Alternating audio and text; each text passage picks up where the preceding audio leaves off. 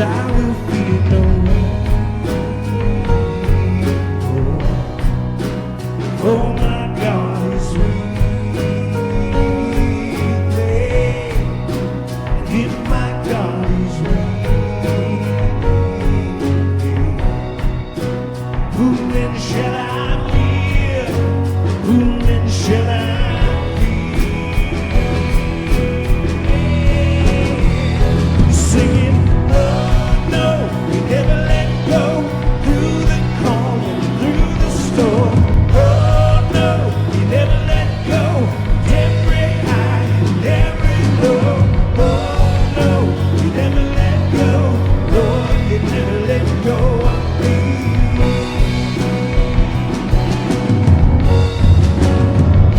Yes, I can see a light that is coming for a heart that holds on. There will be an end to these troubles, but until that day comes, come on now. Still I will praise you. Still I will praise you.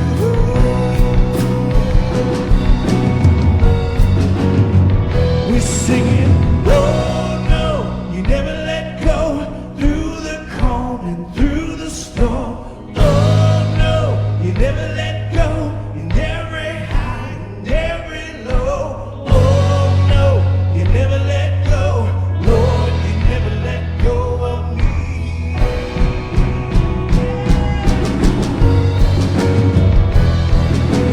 Oh no, you never let go, through the cold and through the storm. Oh no, you never let go, in every high and every low. Oh no, you never let go, Lord, you never let go of me. One more time. We're singing, oh no, you never let go, through the calm and through the storm. Oh no, you never let go, in every high and every low. Oh no, you never let go, Lord, you never let go of me.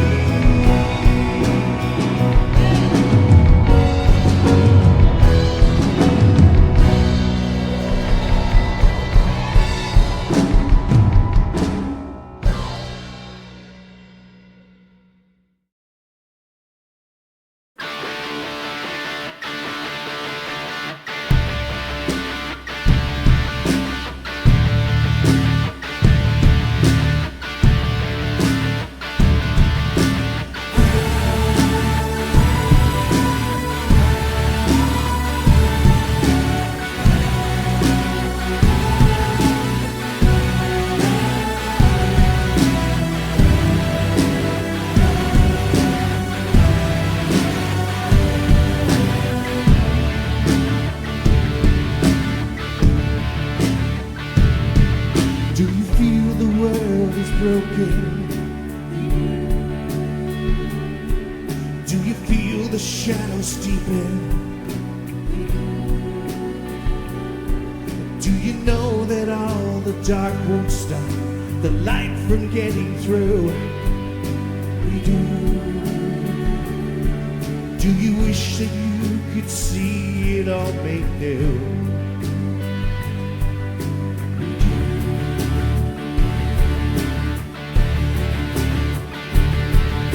Is all creation growing? Is a new creation coming? Is the glory of the Lord to be the light within our midst? And is it good that we remind ourselves of this?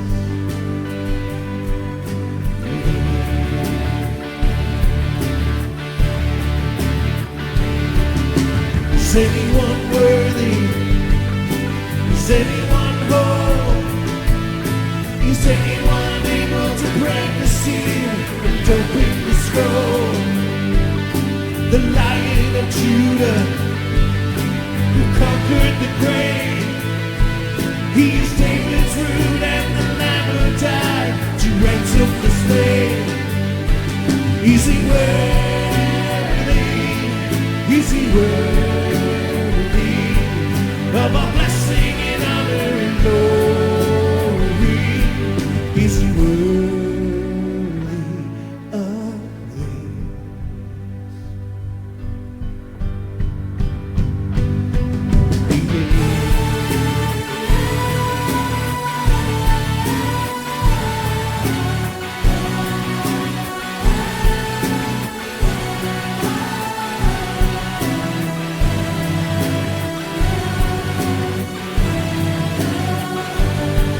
Does the Father truly love us?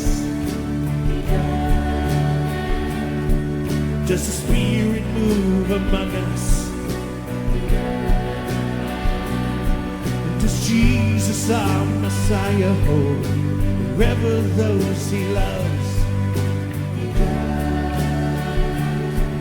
Does our God intend to dwell again with us?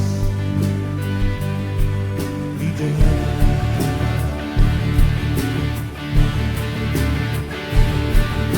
Is anyone worthy?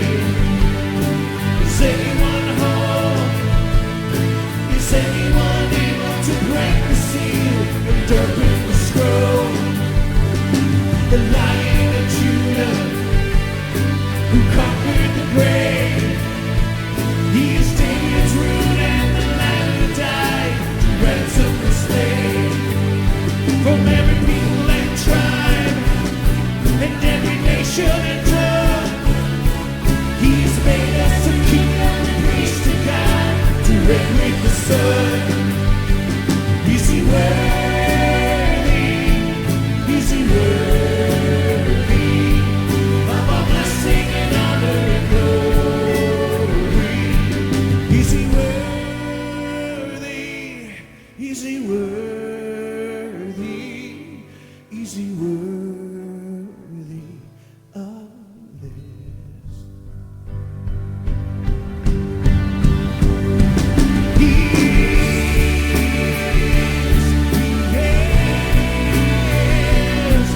Is he worthy? Is he worthy?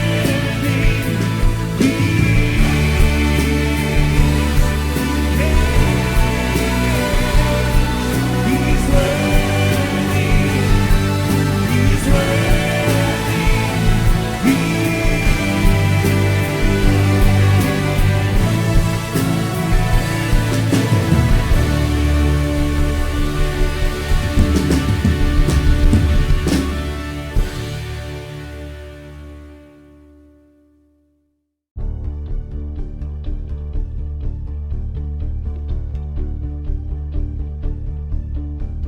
Sing a song of celebration, lift up a shout of praise, for the bridegroom will come, the glorious one.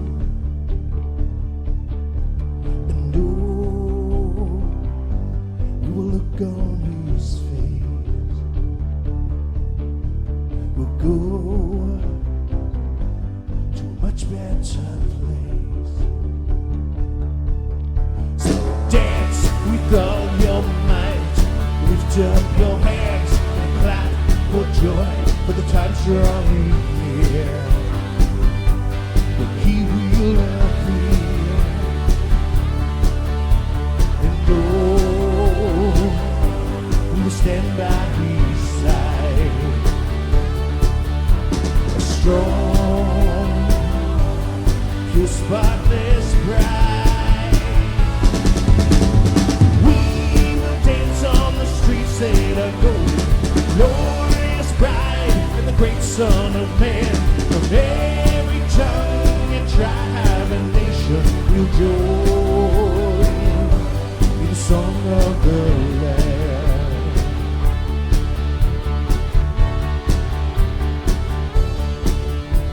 Sing a song of celebration, lift up a shout of praise, for the bridegroom will come, the glorious one. And oh, we will look on his face, we'll go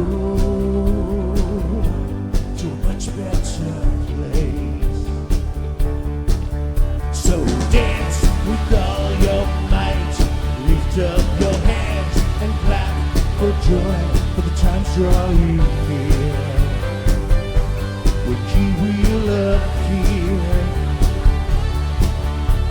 And oh, we will stand by His side, strong, your spotless bride. We will dance on the streets that are golden, glorious bride, and the great Son of Man. From every tongue and tribe and nation will join in song of the Lamb. We will dance on the streets that are golden, glorious bride, and the great Son of Man. From every tongue and tribe and nation will join in the song of the Lamb.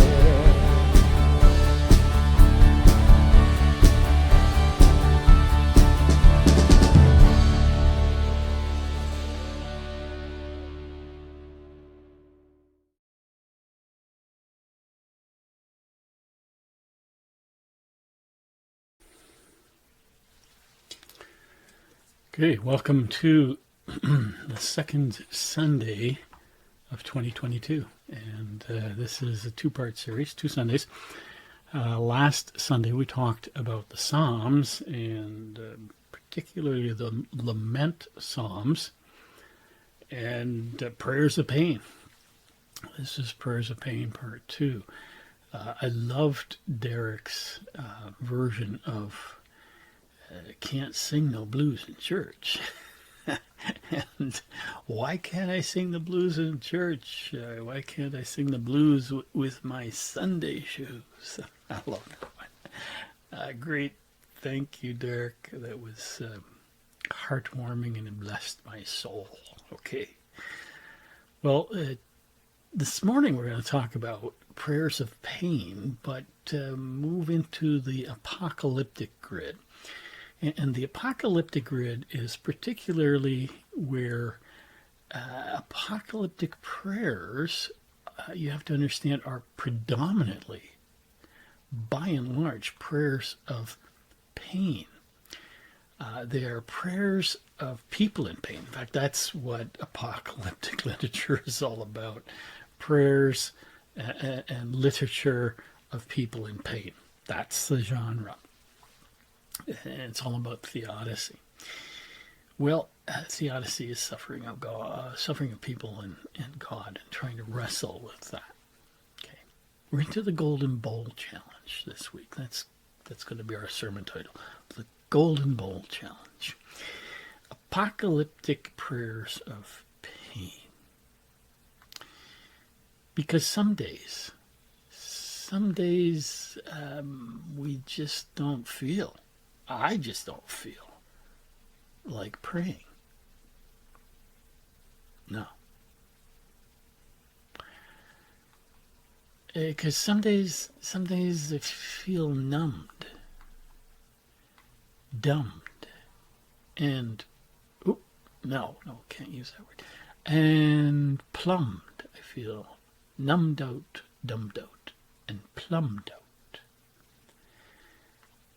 I feel frustrated, abbreviated, dislocated, and highly non-invigorated. I don't feel like praying. Sometimes our worlds are tattered, they're scattered, they're splattered, and they're shattered. Sometimes my world is far from being strong and stable. It is fumbling, it is stumbling, tumbling, and even crumbling.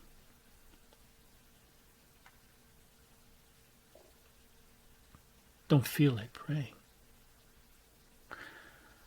When we saw John dragging one foot, a healthy teenager starting to drag a foot, 13 years old, and we knew we were in trouble. and our world changed. Our world was shattered. And we've never lost the pain. As we talked about last week, still there, even though we've lost John.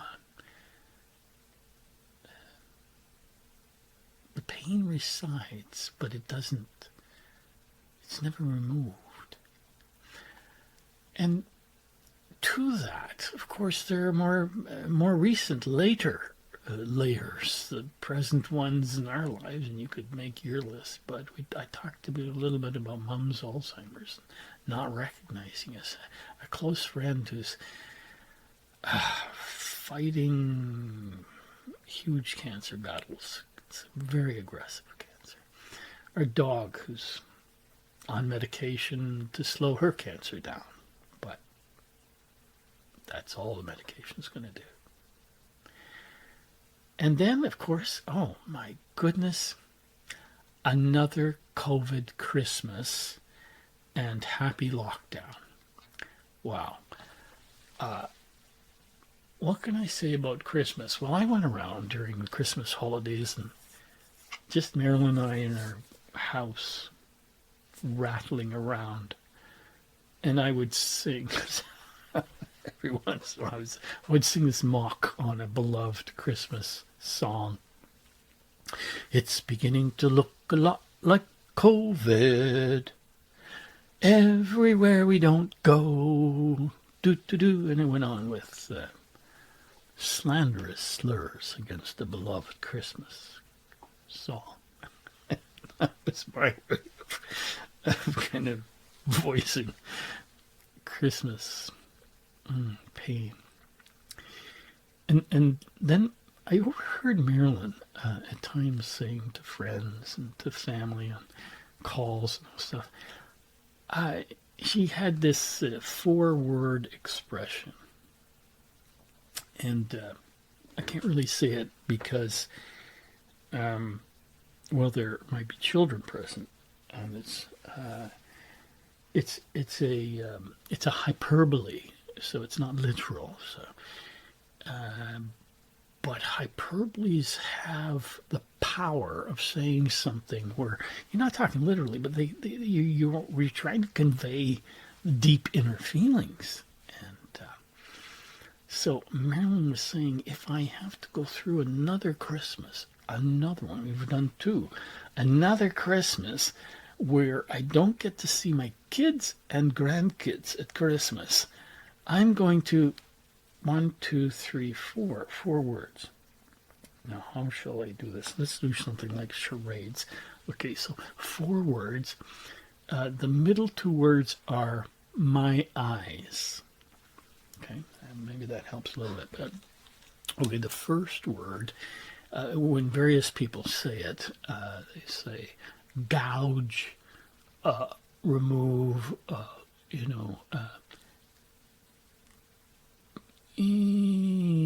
think Marilyn said something like pop, yes, or poke. Yes, British. Yeah, I think she used the British expression poke. So, okay, word 1, my eyes. Word 4, the opposite of in. Okay, you've got it. Okay. Let's just swap out eyes for marbles. Okay. And then I think I can use the expression. I'm going to gouge my marbles out. I'm going to pop my marbles out of the bag. I'm going to poke my marbles out of the bag. Okay. Now, first of all, we must agree upon one thing. Marilyn is never to know about this, so please, I'm hoping she won't watch this. If she does, I'm in big trouble, but don't tell her about this, please. This is an expression which obviously she doesn't mean literally, and when everybody uses this expression, anybody uses this expression, it's got to do more with the deep emotive feelings about something, that something's causing a lot of distress and pain. And she's saying, saying, I can't bear to see another Christmas without my children and grandchildren. So we're packing up the tree on New Year's Day. That's our tradition. And there's no joy in packing up the tree because Marilyn had only put up the tree this year because Joel and Caroline were coming for sure. And that didn't happen. I won't go into the details, but it's related to COVID. So we're packing up the Christmas tree, and she's expressing some of this pain. And I said, but, hon, I enjoyed your Christmas tree. Didn't help. Didn't help. Note to self. Careful on that one. Okay, and then Christmas dinner, if we go back to that, I think Marilyn made enough stuffing for 20 people and a huge turkey. I hope that we're going to be eating Christmas dinners till the end of February. And I told her, I kind of like this. This is a good outcome. Okay, I had a smile on and a twinkle in my eye, and it didn't help. Okay, so it's a good thing I have a couple heaters in the garage in case Marilyn does see this. But I do love you, and it does illustrate well the pain of saying something like that. That if we have to go through another one of these, I can't bear to see it. Another Christmas like that. Yeah. Well, sometimes our worlds are shattered, clottered, falling apart. How long, O Lord, until you fix this broken world?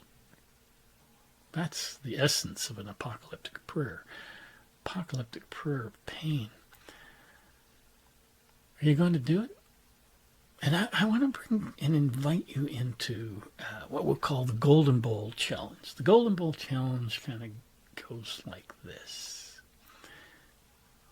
All right, who put that slide in there? Super Bowl. No, I don't mean the Super Bowl. I mean the Golden Bowl. The Golden Bowl looks like this. And if you want to see, this is actually a Golden Bowl from my office. In fact, if I move this direction, you can kind of see it. Let's see, right there.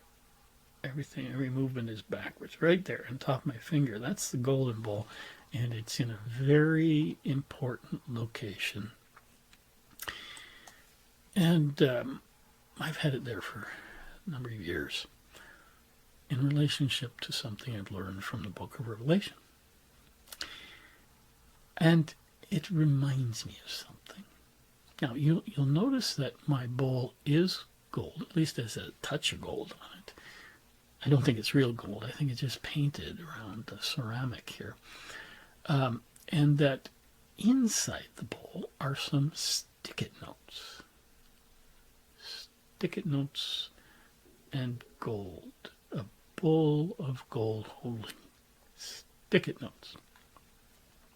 Well, it's derived from the book of Revelation and this vision that we saw in chapter 4 and 5 of the great throne room. Then I saw a lamb looking as if it had been slain, standing at the center of the throne, encircled by the 4 living creatures and the 24 elders. And he, the lamb, went and took the scroll from the right hand of him who sat on the throne. And when the lamb had taken the scroll, the 4 living creatures and the 24 elders fell down before the lamb. Each one of them had a harp, and they were holding these golden bowls full of incense, which, by the way, happened to be the prayers of God's people. And within apocalyptic literature, it is predominantly the prayers of God's people in pain, because those are the ones we want to get there. Yeah. The prayers of God's people in pain. Well, the timing of this, the narrative timing of this is fascinating because this happens right as the Lamb takes the scroll. Boom. There's a focus on the 24 elders who bow down and, oh, by the way, they're holding the golden bowls of incense. The narrative timing is no coincidence. The material of the bowl is also very important. It's a golden bowl. It's made of gold. And that is to say, not so much something about the bowl as it is what we put inside such a golden bowl is of utmost importance. And that is our prayers. Our prayers are in the hands of the 24 elders who are encircled, 24 leaders who are encircled around the throne of God. They hold our prayers before God, and they ascend to God. Wow. The content of the bowl, then, as we've just mentioned, are the prayers of the saints, and it's double layered here.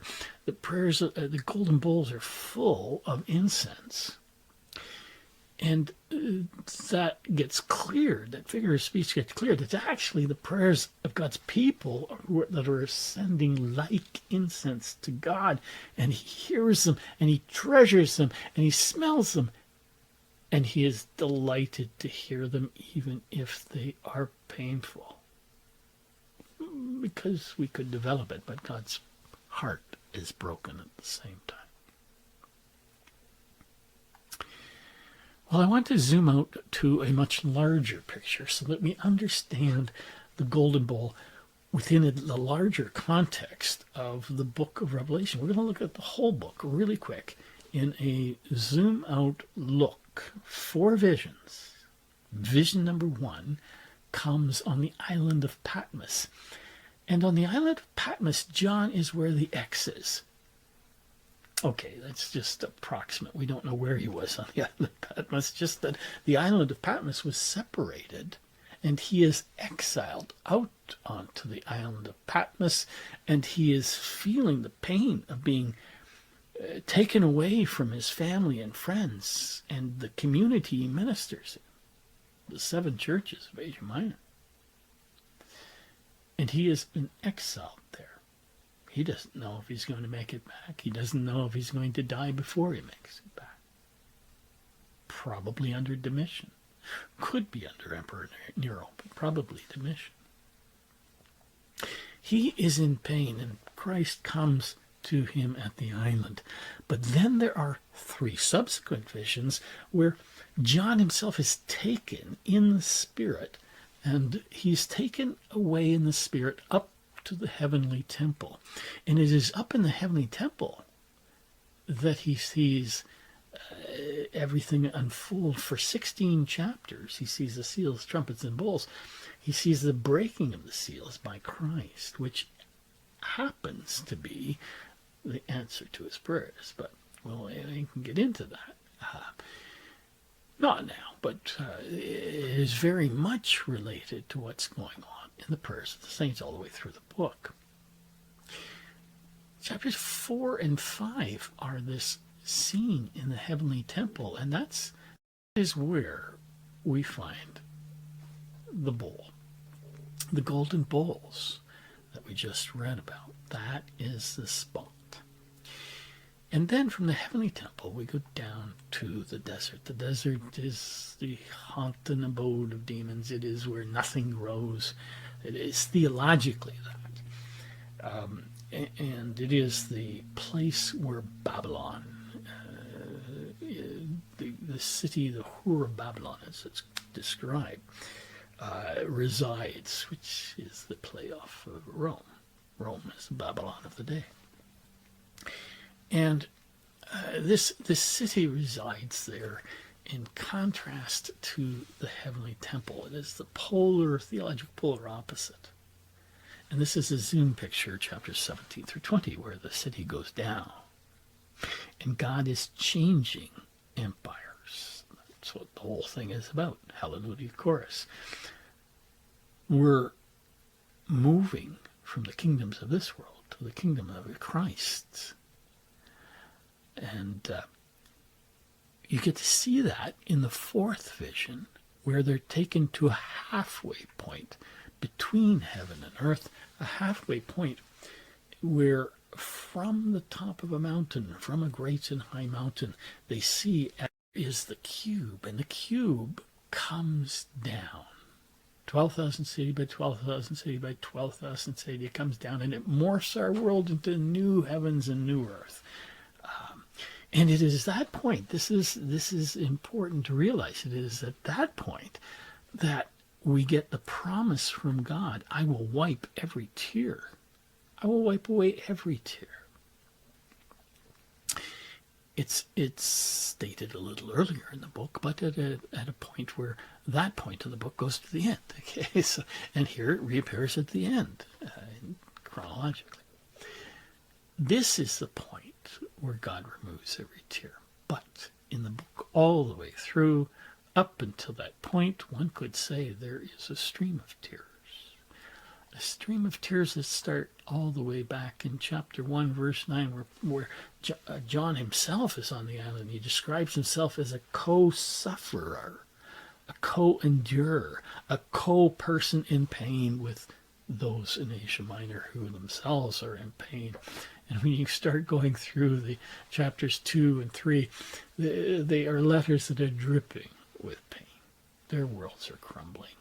They are losing their jobs. They are moving into poverty because they have to position themselves under the radar from the Roman Empire, and that's costing them. And they are losing relationship with family and friends because they're being kicked out of the synagogue. No longer under the shelter of the synagogue that had a clemency with Rome. And their lives are being torn apart. Their lives are being shattered. And it is a painful experience.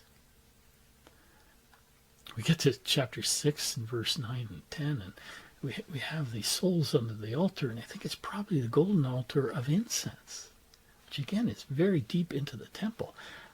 And there, under that again is the prayers of the saints. So the bowls can connect with the golden altar of incense, which emphasize again the prayers of the saints. And this is the one up in heaven, and there the ones under the golden bowl, the golden altar, are crying out. The souls under the golden throne are crying out, "How long, O Lord, till you fix this broken world and avenge all the injustices and make something new?"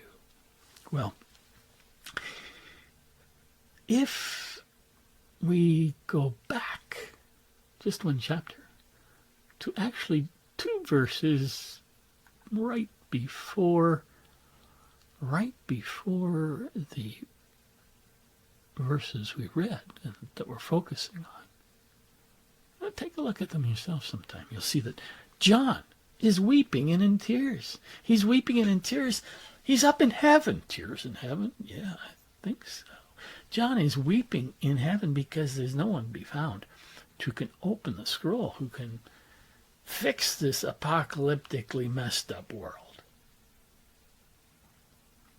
And he's in tears not because he wants to read the scroll like, oh, I really want to read the scroll like a new John Grisham novel.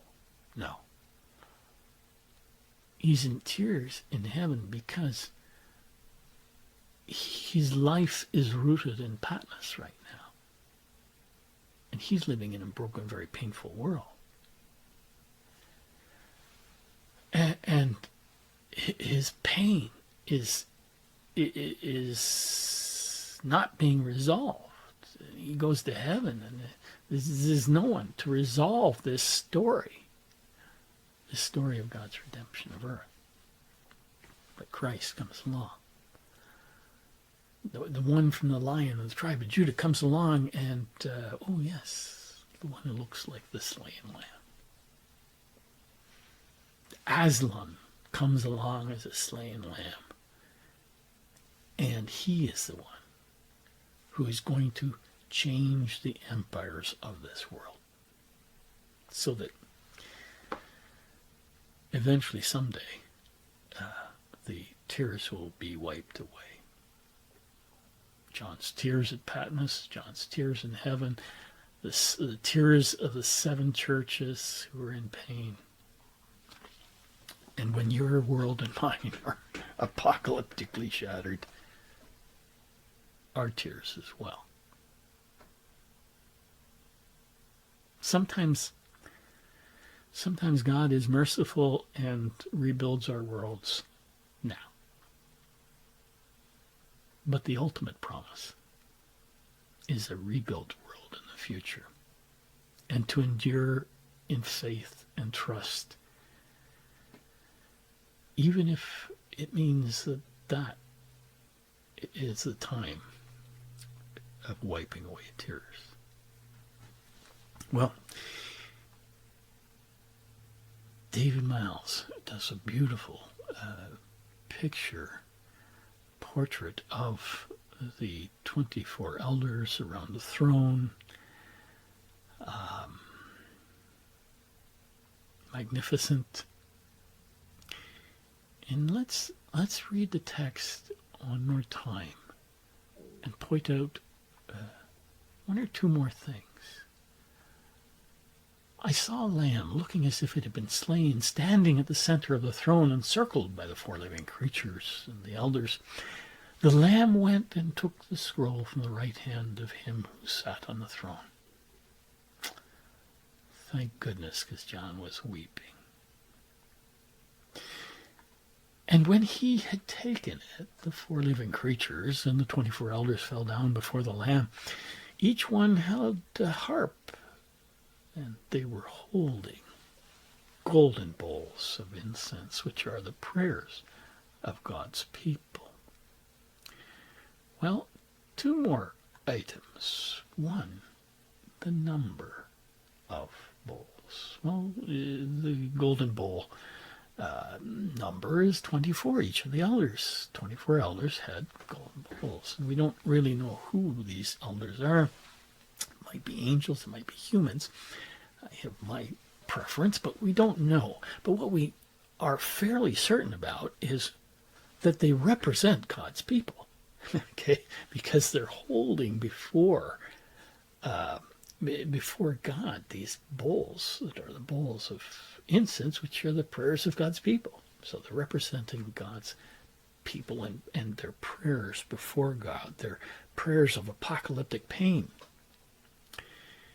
And right before God, the number of 24, 12 and 12 probably, 12 tribes of Israel, and the 12 apostles of the church, so you get 12 and 12, 24. This means the whole people of God. Every prayer gets there. Every person within the people of God is there and represented there. And the final point might be that we emphasize location. Where do our prayers go? Well, location, location, location. Right into the very presence of God. So on those days when I am deaf and dumb and numb,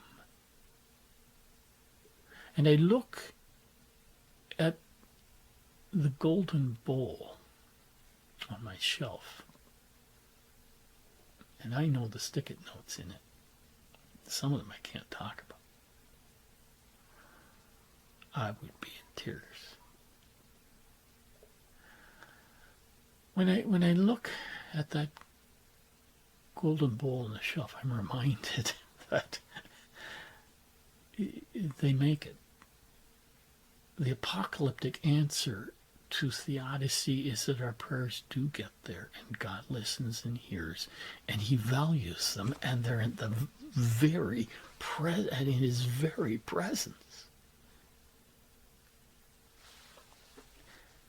And He delights in the pain of His people.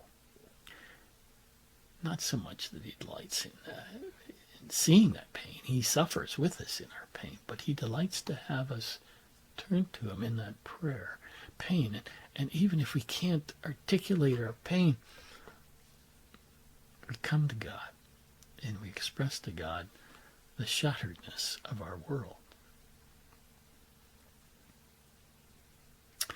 Well, here's the Apocalyptic Golden Bowl Challenge. Here's what it is.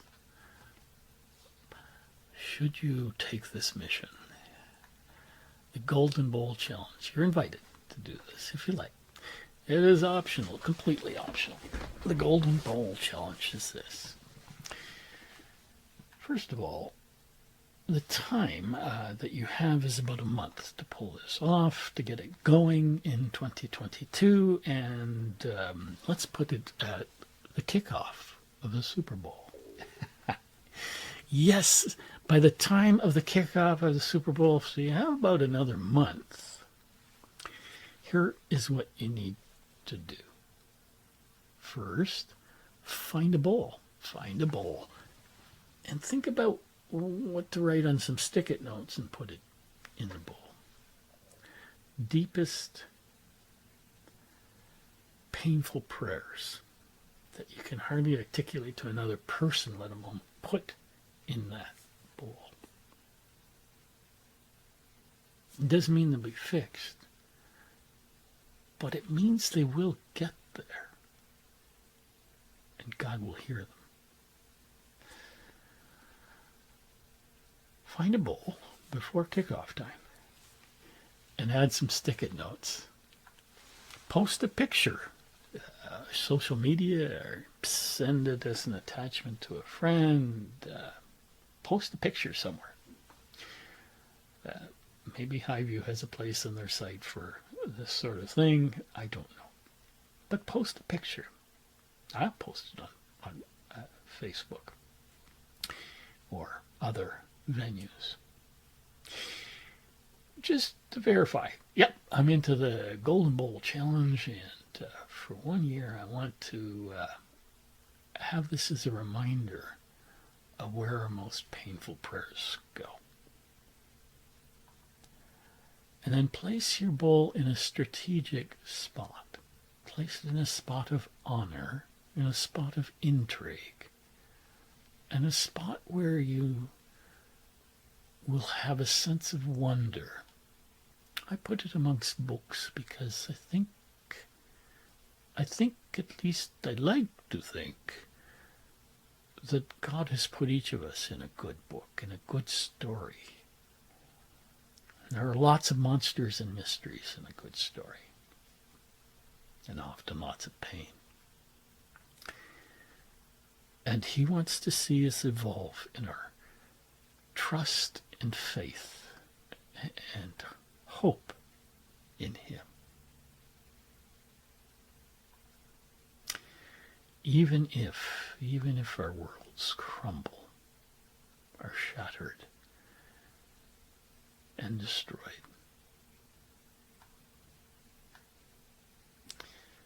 Our prayers, our most painful prayers, make it into the very presence of God's majestic throne room. Our hearts touch the heart of heaven. Happy New Year. And may your 2022 take on a different shape as you wrestle with God's presence in a painful world. Blessings.